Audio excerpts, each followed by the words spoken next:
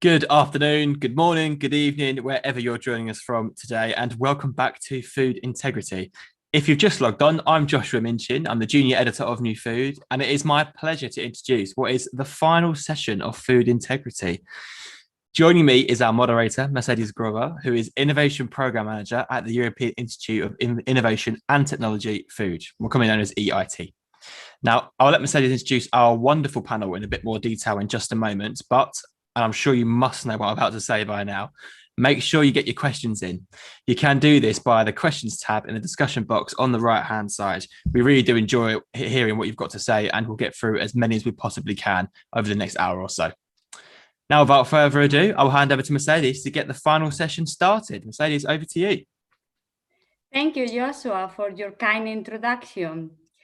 It's both an honor and a pleasure to be here today and share this panel with four extraordinary experts in their field. And I'd like to start by welcoming our panelists. Today, we have with us Pedro Zwim, who is the marketing director at Future Farm. Future Farm is a food tech company that produces and creates plant-based meat in Brazil using 100% natural ingredients. Pedro specializes in cultural marketing, and he's currently part of an ambitious project to change the way the world eats meat. Next we have is Elliot Swartz, who is a senior scientist at the Good Food Institute in the US. The Good Food Institute is developing the roadmap for a sustainable, secure, and just protein supply, focusing on alternative protein technologies. Elliot specializes in advancing the cultivated meat industry. Now, I'd like to introduce Bastian Rabastian, who is a chairman at the IPIF Working Group of Food Safety and Consumer Information based in Brussels.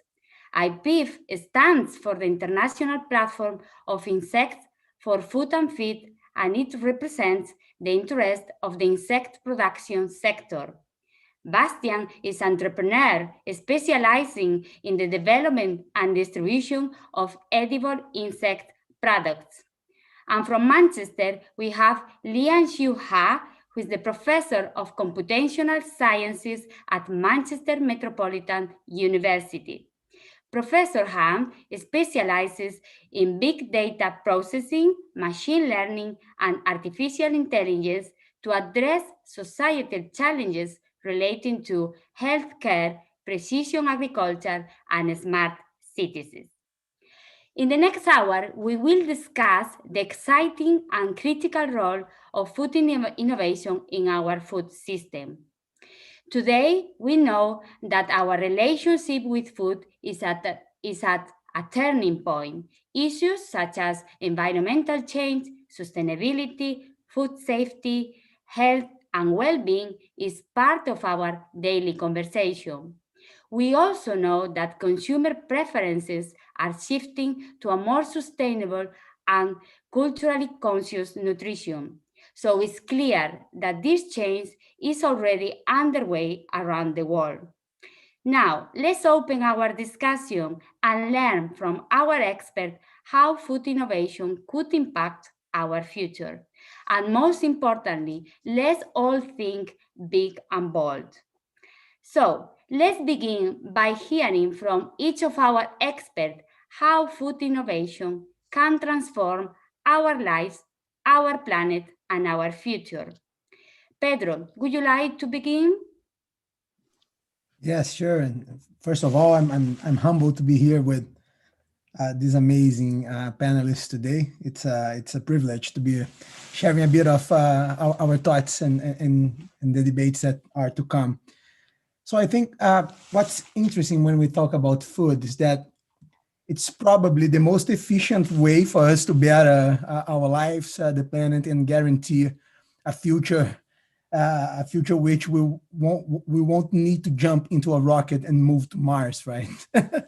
So I think it's such a great time to be part of the industry because we all have this great responsibility in our hands to co-create this future that we want to live in right here in this planet. And I think that something that's really interesting to have in mind is that food is probably the most fertile ground for us to transform consumption into positive impact cycles, right? Everyone eats, hopefully, well, every day.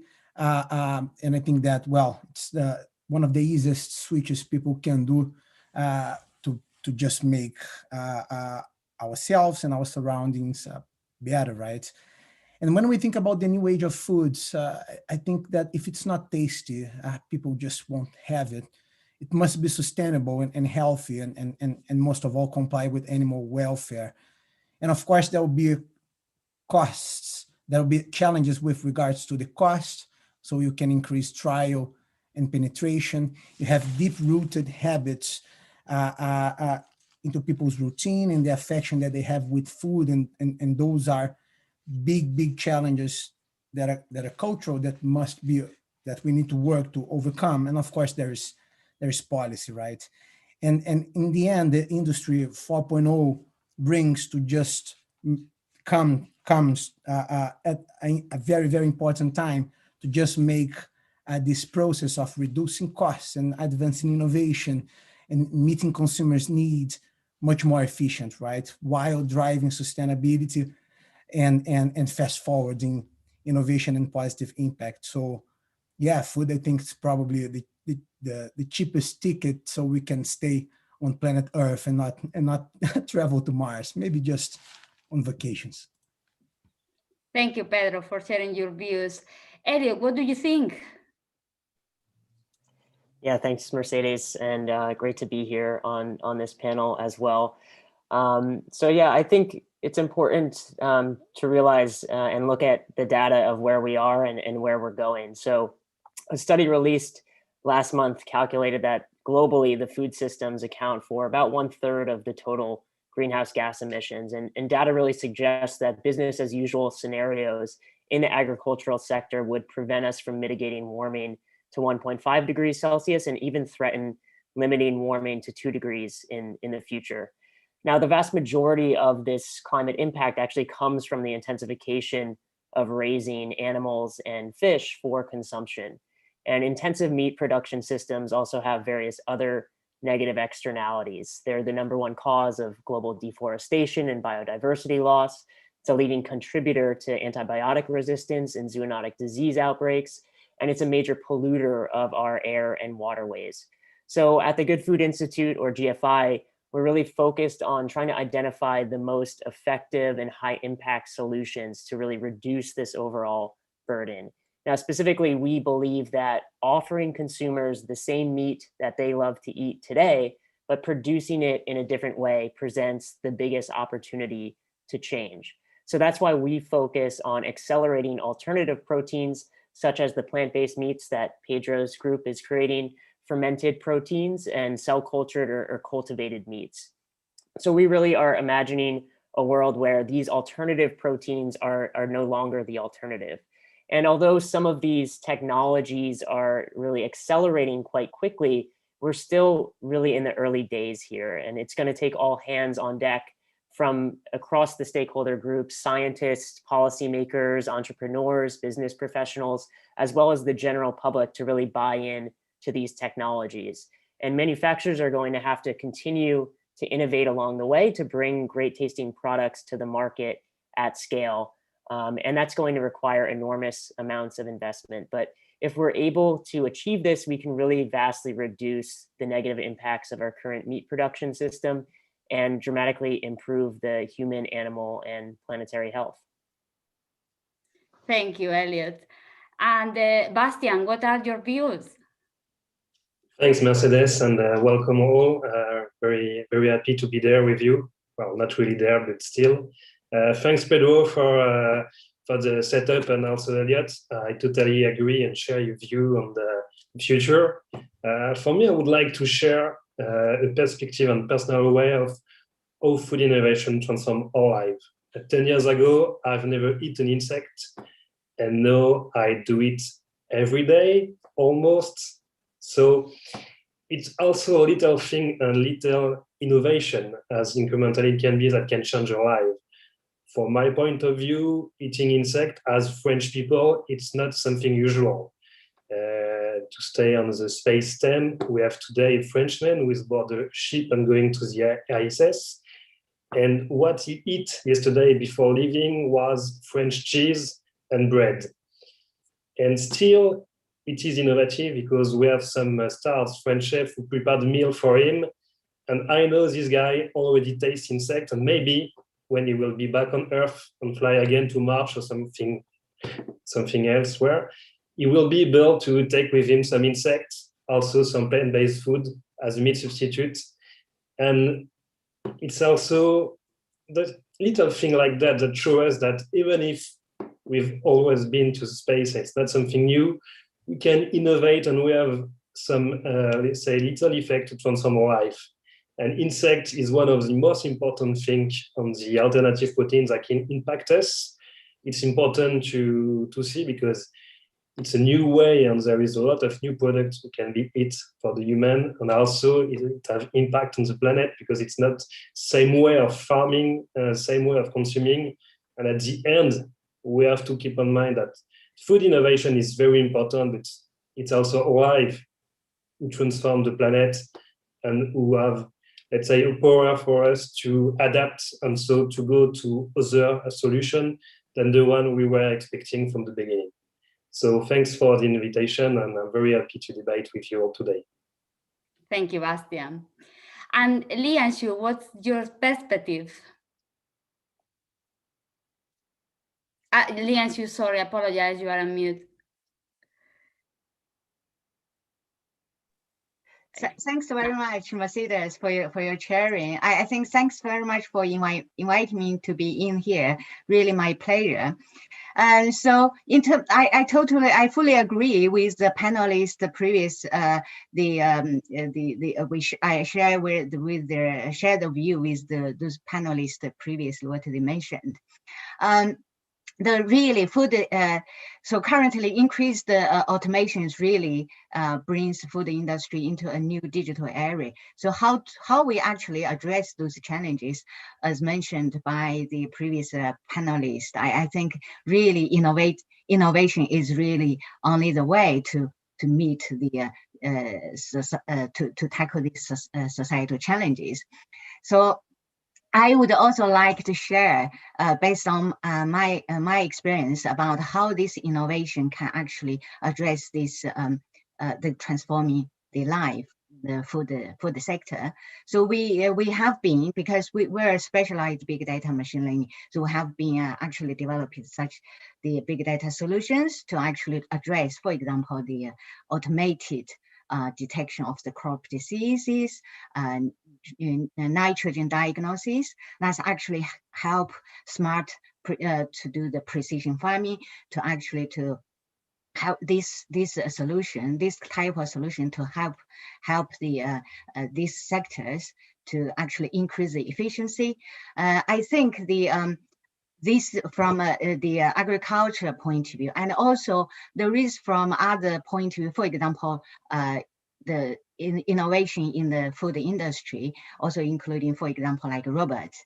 You use the robot, currently robot you can do in the seedings, spraying, waters, harvesting, and even for the moment we have a project to using robot to diagnose nitrogens. So these all actually really transforming this food sector, and also in addition to that, also currently there is augmented reality. They try to use this technology, innovation technologies, to do ordering, playing, or decorating of the restaurant.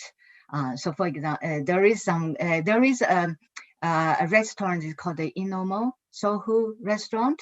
So it allows the customer to have a unique experience while eating their food. And also, I think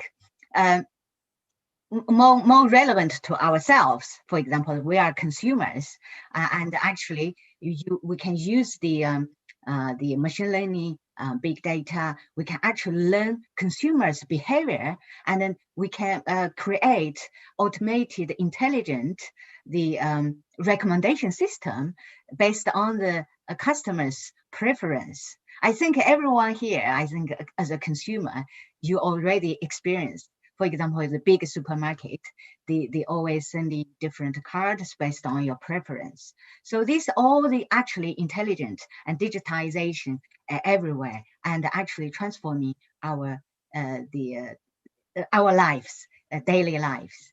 Yeah. Indeed. Thanks. Thank you. Thank you very much. Thank you very much.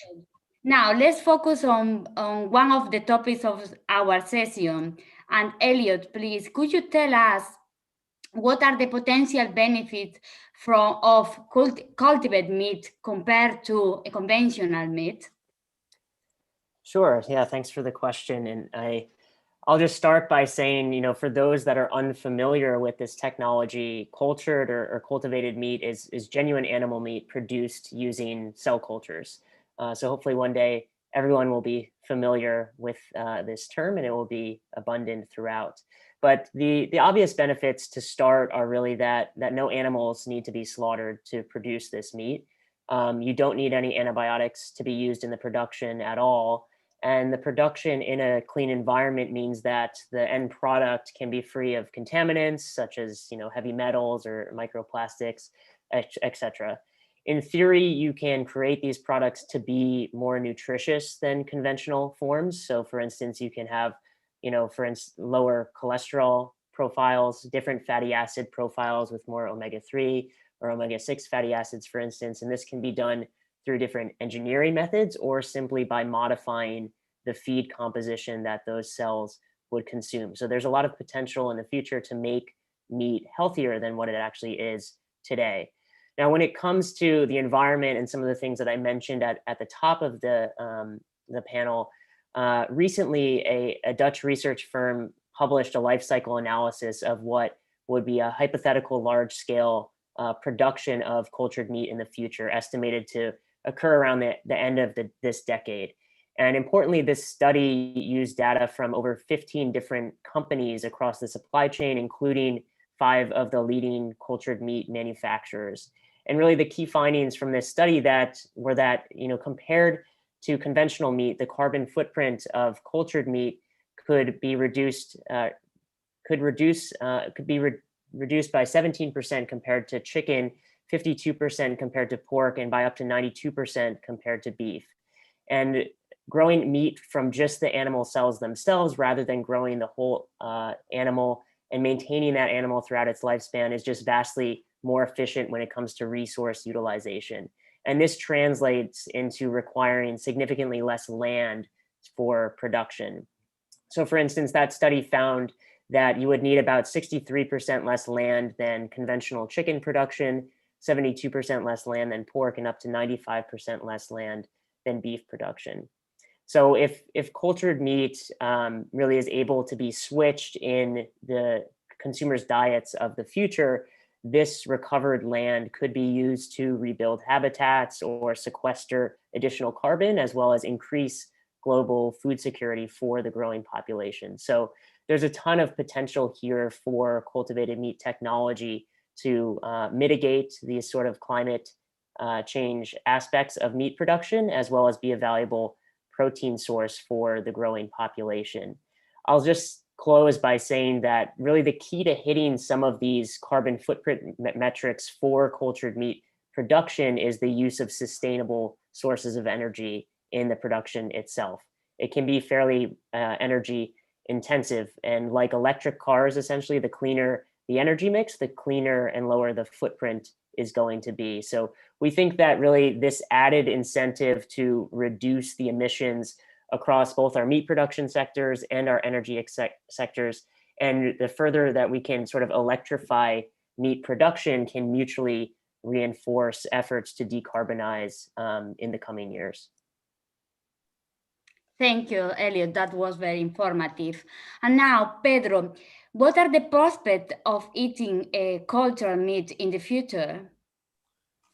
Oh, Ella, thank you very much. And I think GFI does a great job in just making it much easier and accessible to people, governments, and institutions to learn and to act with the focus of reducing the impact of eating in the world, right? It's again, we talked briefly about it in our initial remarks. Meat eaters should always be the focus, right? And all tools to diminish the impact of meat eating, traditional livestock meat, they are welcome, right? When we think about the motivations of people to not eat meat, if each different culture will have different needs, right? We know that in the UK, for example, it's about animal welfare and the conscious about the climate emergency that we are in. We know that in the US, people go after meat substitutes because of health concerns, right? And when we think about cultured meat, I think it solves just one huge big problem, that's animal sacrifice. But when it comes to regards to the chemical aspect that meat has in our body, maybe as we see meat today and how meat exists today, probably it won't solve it. My personal journey of stopping to eat meat started when my father felt ill and had ALS. And one of the things that his neurologist told me at that time was that red meat mainly wasn't very good for our body. It demanded a lot of energy, and the interaction that it had with our system wasn't just very positive.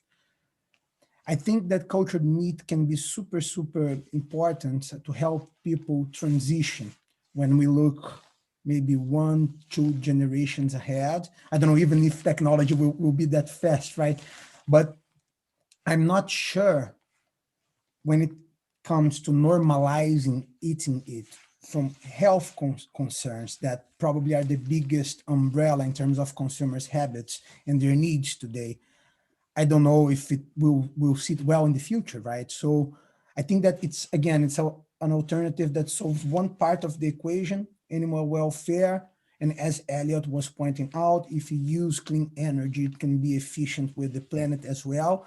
But when it comes to the effect that meat has in our body, I don't know if people in the future, people will be willing to have it if and or when plant-based meats, for example, gets to this point that's just like indistinguishable. Bringing a complementary / provocative point of view on the table so we could debate. Thank you, Pedro, for your insights. Before moving to the next topics, we have one question from the audience that I would like to ask you. The question is from Cassandra and is related to this topic. With the recent launch of cultured meat in Singapore, what are the key differences from a regulatory standpoint, allowing the market to pioneer the launch, and how can the EU and the US leverage and or cooperate to accelerate the launches in other markets? Who want to reply this, Elliot or Pedro? Elliot. Yeah, I can take this. I'm fairly familiar with the topic. So yeah, as was mentioned, this technology is real today. There are people eating cultured meat today in Singapore. Actually, as of yesterday, that company that has the product approved is delivering it to people's homes in Singapore, not just in restaurants either. So yeah, global regulators are currently assessing this technology in tandem with some of the leading cultured meat manufacturers. Many different governments across the world have come out with initial statements about how they anticipate regulating these products. Mostly they fall under existing novel foods frameworks in regions such as the EU. And in the US, the FDA and the USDA are going to jointly regulate the product, and other governments are sort of following suit and seeing where it fits into their own existing guidelines and what gaps are needed to be closed to really understand how to best ensure consumer safety as these products come onto the market. We anticipate that several additional companies will file for approval this year in places possibly such as the US, possibly such as Europe, possibly such as other parts of Asia. including Singapore. And the approval processes could be months or even, over a year in some cases. So this is still very much a work in progress that the industry, together with regulators and consumer groups, etc., will have a say in the coming months and years as these products come to the marketplace. Great, thank you, Elliot. Let's move on to another theme of this session.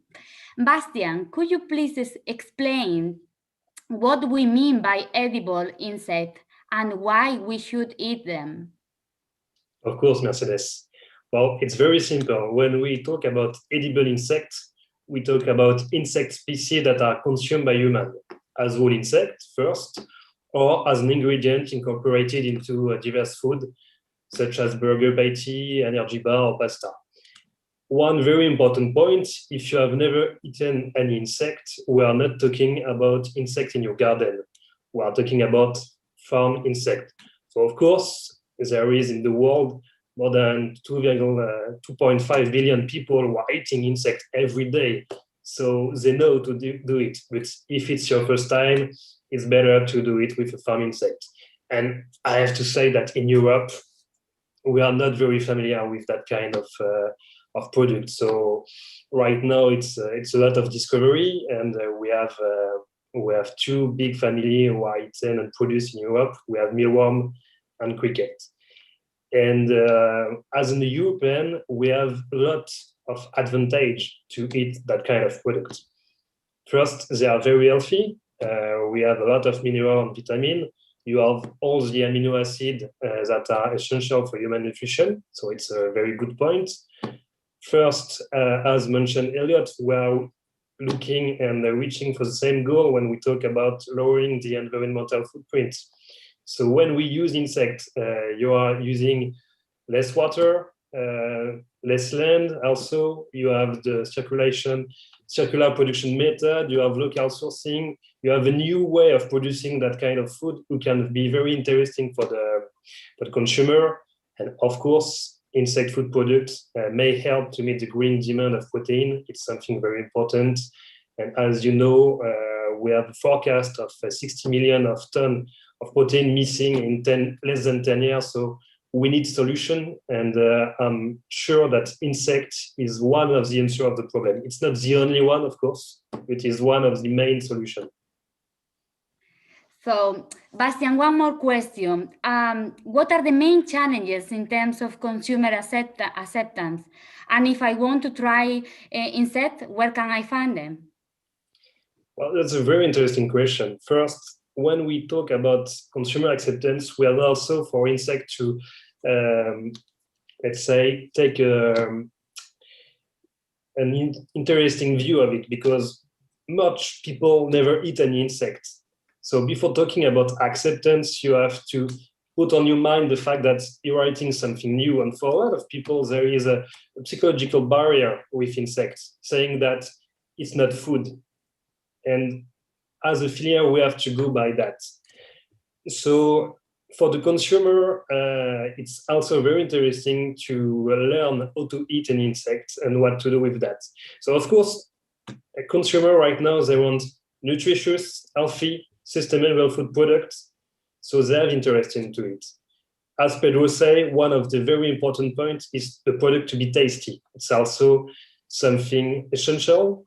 And as IPIF, we're trying to help people to have this first step to the insect and to this consumption, because first we are in one of the rare sectors of people do it for the first time. If I talk about apple, I think you will be able to describe how you like your apple, if it's sweet, if it's acid, etc. If I talk about insect, I'm pretty sure you're not able to tell me how you like your insect. And this is one of the main points we try to address. So of course,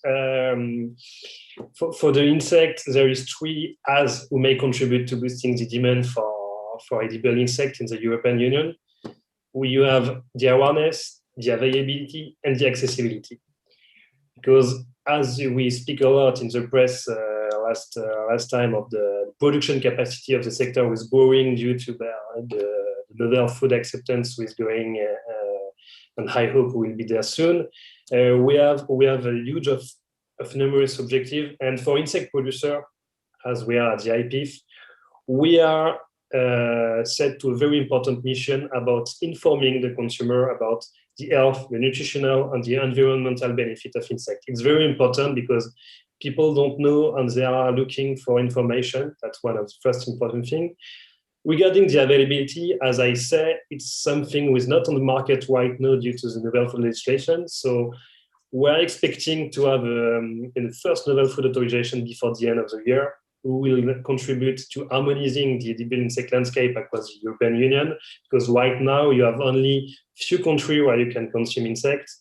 And of course, at the end, it's linked to the accessibility, because you can find insects in different canals as supermarket, restaurant, or of course online. But right now, to be honest, it's, let's say, the beginning of the filière. So we have not so many data and so many years of product on the shelf to be able to say where you can find them. It's only the beginning, and we've been through the early adopter.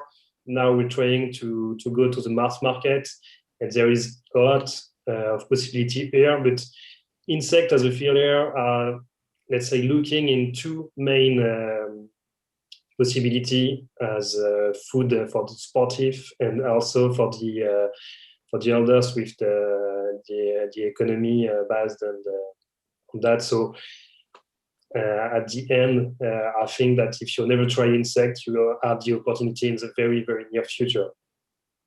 I definitely will try them, definitely. So let's talk with our next panelist. Li and Shu, I have two questions, please. First, what we do mean by Industry 4.0, and what are the challenges? So the Industry 4.0 is facing for sure challenges. Could you please describe them for us? Thank you, Mercedes.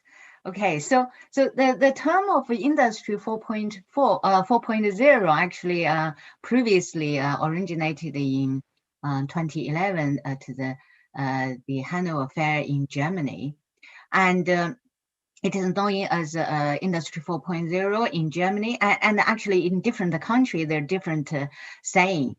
For example, in the American, it's called Connected Enterprise, but in the UK they call it the Fourth Industrial Revolution. So, for whatever name, so the aim for the Industry 4 is really try to enhance the competitiveness in the manufacturing industry. Clearly, food industry is a part of the also belong to this manufacturing sector. So for obvious reason, the Industry 4 actually also applicable to the food industry. So in terms of Industry 4.0, actually there are some enabling technologies. For example, like big data, autonomous robot, augmented reality, additive manufacturing, the cloud computing, cybersecurity, and the Internet of Things. All these technologies actually, that's enabling technologies enable food industry innovative. So these are all connected. So basically, the key concept, if applicable to the food industry, that means the key concept is how automation, how we use automation and data for this area. So in terms of the as I already mentioned earlier, so this Industry 4.0 actually has already changing the way of the food industry to make it the innovative. So using the smart IoT sensors, RFID to trace the food, to perform the food traceability and the recalls. and to actually it can trace the raw ingredient from the original source, and also the using the intelligent labeling, you basically software applications that actually basically the consumers can scan the product labels with their smartphones, and also the as we just already mentioned, you use multiple data set, different data set to collect consumers' behaviors, preference, and also the to try to address the challenges, for example, the crop disease attacks, the plant stress. So all these actually already been the food sector already been changed by the being influenced by this industry 4.0. So are we really ready yet? Actually, I think for the today, basically our currently food manufacturing, including the is still handled in a centralized manner. I think the machines and the raw materials currently is still not really. So if we say the automation and the connected machine, they are central of the central part of the industry 4.0. So that means for the moment, our current food manufacturing is still have a long way to go, I think. And so for the moment, I think essentially a new way of working for the food industry innovation will be essential in order to understand the challenges by industry 4.0. So in this case, I think. So, for example, if let's say if we wanted to understand how we actually innovate food industry using this industry 4.0's concept and the enabling technologies, I think we need to really conduct a detailed auditing. So this will build the auditing in this food sector. So this will build a great understanding of the new way, for example, which data in the process, in this food process, be collected, how we process, how it's been stored, how we actually automate this process, how we actually predict, forecasting, and reduce the wastage. Thank you, Lian. It was very informative. So now here is an open question to all of you. What kind of ethical consideration influence culture meets insect and food innovation from an industry perspective? Who would like to respond or to give your point of view? I can start. I think when we think about ethics for cultured meat, we often relate them to animal ethics. So obviously not having to slaughter an animal for this production process is a huge benefit ethically, we think, for cultured meat technology. But those cells do have to come from somewhere. So there's some consideration on how you source the cells and to reduce harm to animals. So, cells can be acquired in a variety of different ways, from, as simple as a blood draw or a cheek swab to something that's a little bit more invasive, like a muscle biopsy. Now, generally, these are minimally invasive, but I think industry and manufacturers should be cognizant of the methods that they're choosing to reduce harm. Additionally, for those familiar, you often hear the potential use of animal products like serum in the growth medium that these cells grow in. And so many of the leading companies have already eliminated animal serum and other animal products throughout their production process. And so really the challenges moving forward are focused on cost and increasing the productivity of those animal-free mediums that are used. Additionally, these mediums really need to be commercialized so that the academic groups in research and other areas have access to these animal-free mediums as well. So that's all important to sort of develop as an industry moving forward. And then I guess other considerations around the technology are are really about equitable access to these products. So as a high-tech product, generally, wealthier countries are going to have access to them first, but ultimately we want these to be accessible for everyone throughout the globe, as well as understanding the opportunities as well as the threats to current farmers. So how do they fit into a system that relies on alternatives? So all of those are very important for the industry to work across different stakeholder groups to really figure out. Thank you, Elliot. Pedro, would you like to add anything else here? Well, I think that it can start a debate, right? But I think that when we talk about the ethics around at least plant-based, we can talk about GMO or GMO-free, right? And implications that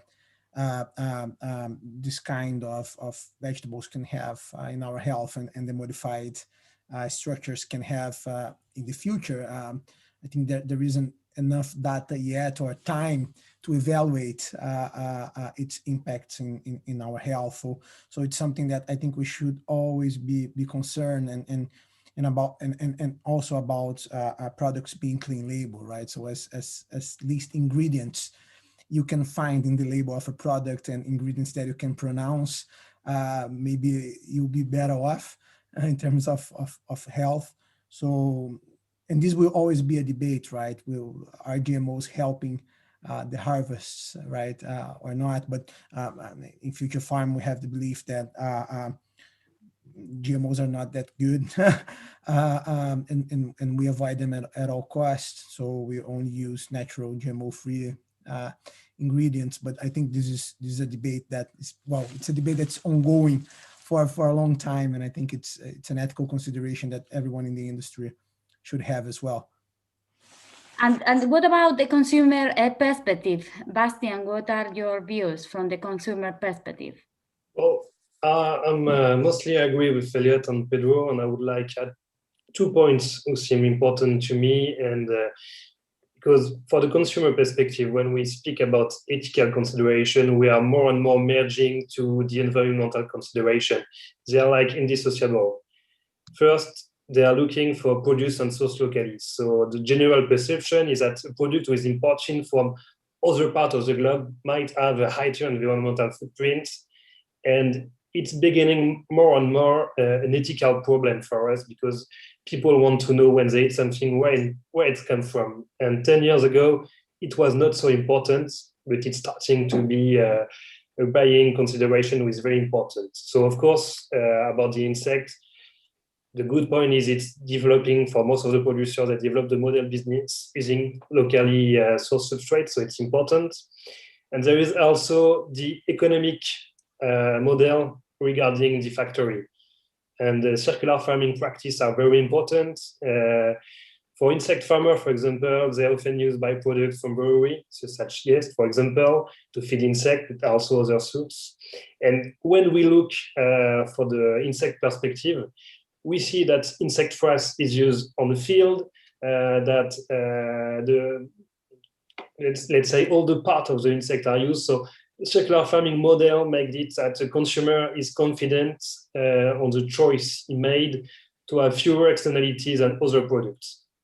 Another point I would like to link with Pedro regarding the clean label is also the rate of manufacturing and transformation of the products. We see people who want the less transformation of the product, and it's beginning also a topic for us to have the less externality to the product, and let's say the purest product without too many transformation. And it's something, a point was raised by consumer. And regarding insect, I think that on this point also we're good, because there is not so much transformation. So this is the 2 points I would like to add to this.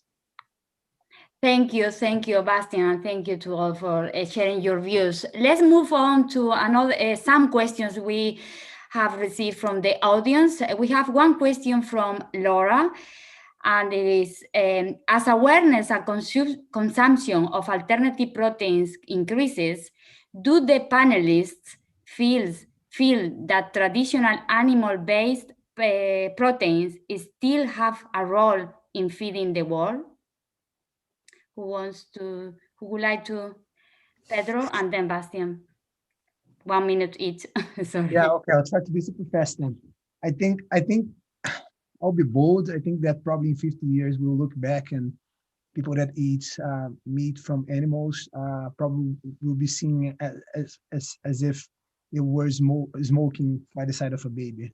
So I think that it probably won't make sense in the future. Probably it will evolve to a place that will become a luxury and something that's more like kind of like hidden, or something that's more like groups and etc. It will probably evolve to better quality and more awareness around where it comes from, the sourcing. But hopefully in 2 to 5 generations ahead, or even 7, it will just be a legend.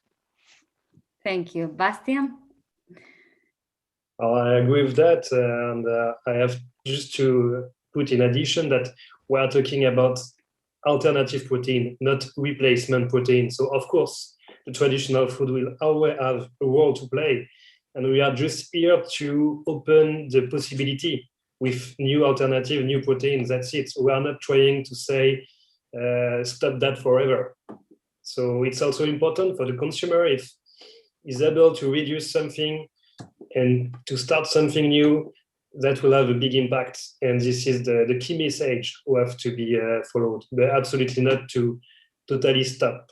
That's important to say. Indeed, thank you. Another question from Ian. In consideration of food safety, are we moving too fast or too slow in introducing novel foods? For example, capturing insects within allergen controls? If I may start with this one, Please. It's very important to take back the context of the novel food. It was put in 1997, first in Europe. And before that, you can put everything on the market without too much complications. So we are not moving too fast from my point of view, because it's no more than 10 years that I'm on the insect business.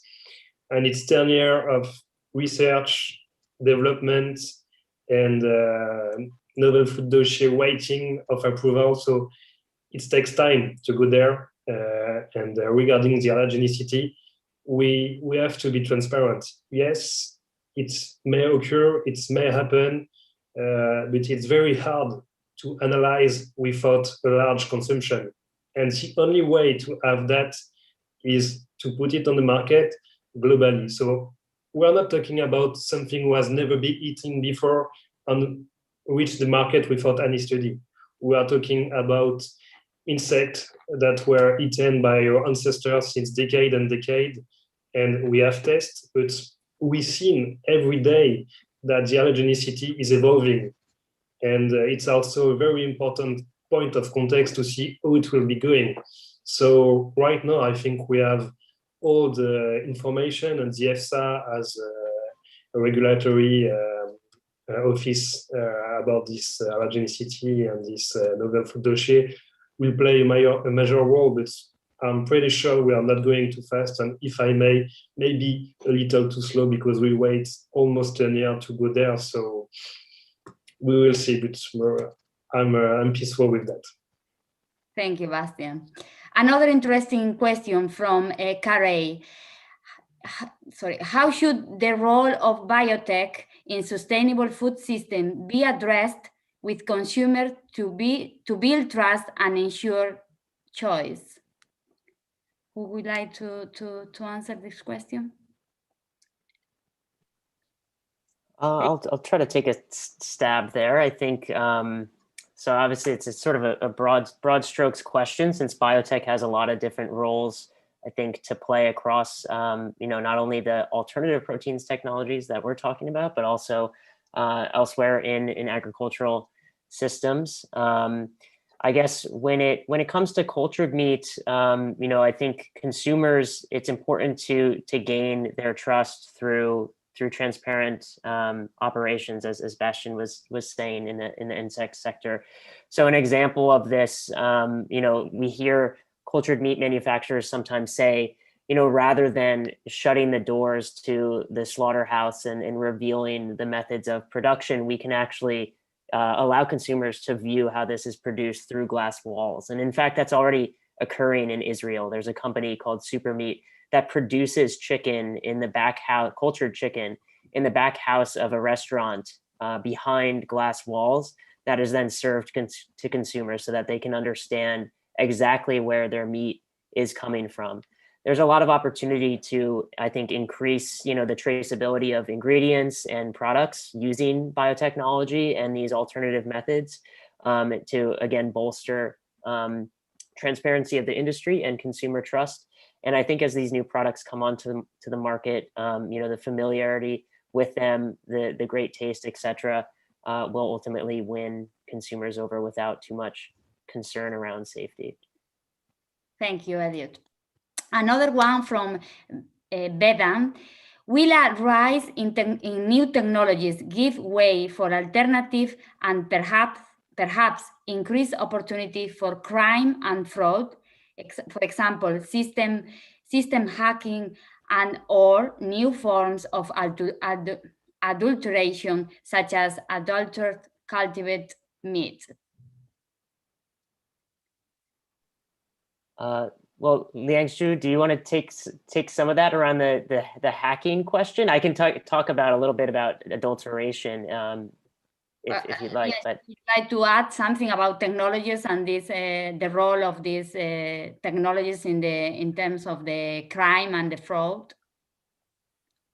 Well, I'd say that, I mean, if you look at conventional meat industry and especially the seafood industry, I mean, you know, mislabeling and fraud and crime and things like that on open waters is quite rampant.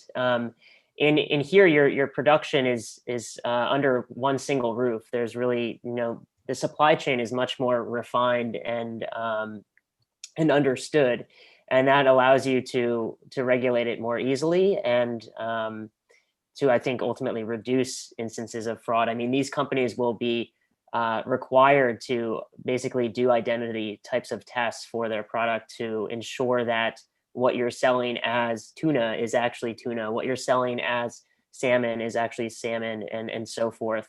And those sorts of requirements and overheads aren't necessarily in place already for conventional meat systems. So I think the ability, the possibilities of adulteration in cultured meat products, at least, is, I think, very, very minimal and would be penalized and looked upon quite poorly. There's a higher bar that is set for new technologies to come onto markets over incumbent industries, more generally speaking. Thank you, Elliot. Conscious of the time, before we close this important discussion, I would like to offer 2 minutes to each of our panelists and to tell us what you think the biggest takeaways should be from this discussion. And in other words, what could we start to do different from today onwards? So 2 minutes each. So who would like to start? Please raise your hands, or Pedro. I could go. I think that when thinking, at least from my perspective, there's very little we can do differently from our routines to actually start to impact the world positively and our health. And that's why you have plant-based and of course all sorts of out proteins out there, because the interesting and fantastic thing about this market and this industry is that actually you don't need to compromise. You don't need to change your habits. It's just like simple switches that you do in your day-to-day that actually are impacting the whole ecosystem in a way that you would need to stop using water just to match like what one plant-based burger can do in terms of saving it, right? So actually my takeaway of the session today is that there's very little we need to do. It's just simple switches and that can help us again, not flying to Mars. And just like a last remark, like I would love to see the car industry I would love to see actually the meat packers doing what the car industry is doing today, that's compromising to only using electric cars, or producing actually electric cars in the future. And I would love to see the meat packers going for plant-based only in the future. So thank you, Pedro. Bastian, would you like to tell us your takeaways? Yes, with pleasure. I think on the same mind, we have to remember that we stay human. So we have to adapt to that, and telling people they are doing something wrong by eating something they eat from decades, it's not the good way to make them change. So as human, I still thinking that we are intelligent species, and if we may understand the consequence of our acts on the planet, and I think since 2 years we see it quite easily, it is the better way to have impact. And doing so, taking conscience of what we eat, who we eat it, and what we can start to change a little bit in our habits to have a bigger impact is the main takeaway to have. And it is also the best way to start, because tomorrow, if I tell you that you have to eat paper or the planet will die, not sure every one of us will start to eat tree and eat paper. It's not how it's work. So we have to be convinced that we have to change something and to be just a better person by taking conscience of what we do.